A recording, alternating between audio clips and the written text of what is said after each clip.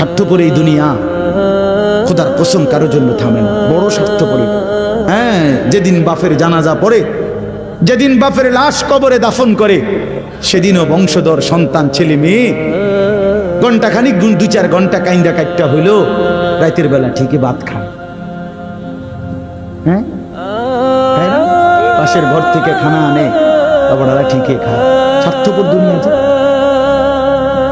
থামে না রে ভাই, থামে না দুনিয়া। ওই জন্য আমাদের কারোর জন্য থামবে না। তুমি আমি মরে গেলে শেষ। আবারও বলছি এই কথা, আমি মরে গেলে এরপরে পৃথিবী যত আধুনিকে হোক না কেন, আমার কি কথা বুঝছেন নি? আমি মরার পরে যদি সবার ঘর স্বর্ণের বাড়ি হয়ে যায়, তো আমার লাভ হইল কি? আমার মৃত্যুর পরে যদি সব মানুষ আধুনিক হইয়া সাঁদের দেশেও জায়গা, আমার ফায়দা কি?